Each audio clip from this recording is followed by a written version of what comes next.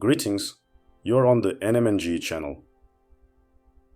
Human life is a succession of ascents and descents, joys and sorrows, white stripes and black stripes.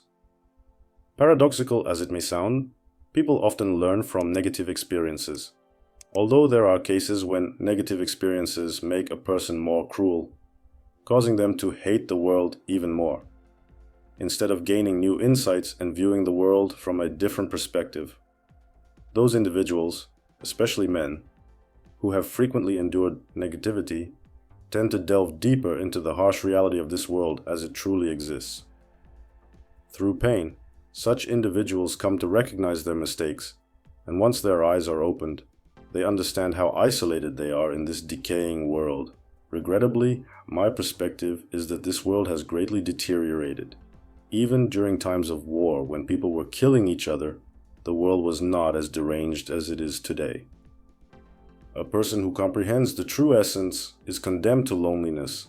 They gaze upon what is happening with people with sorrow. Although there have been no wars in the world for a long time, it doesn't mean that people have become more compassionate. No, that's not the case. If it weren't for dangerous weapons in many countries, I believe there would be wars. People refrain from starting wars only out of self-preservation, but there is still too much hatred. In addition to hatred, many people possess other vices.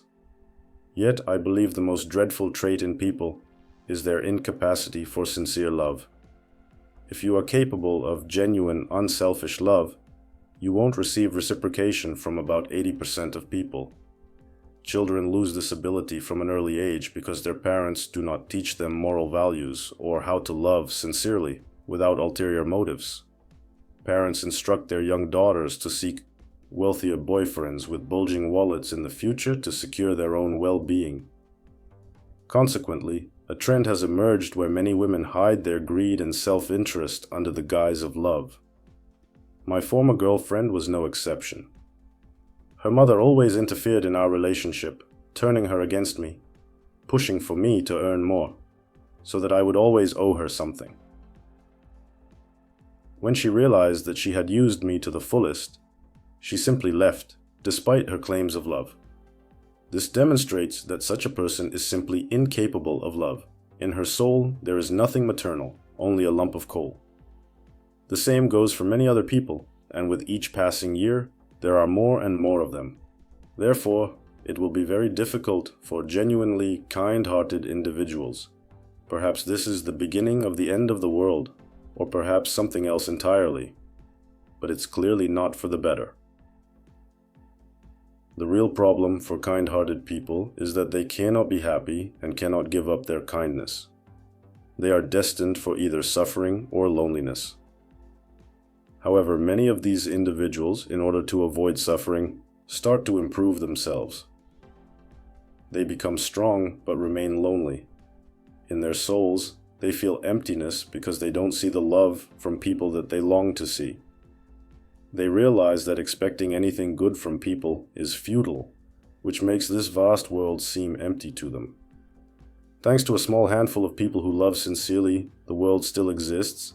Thanks to those who continue to pray for our humanity, the world has not completely burned down. I simply wish that people would be a bit kinder to each other. This would save the world and relieve many people of suffering.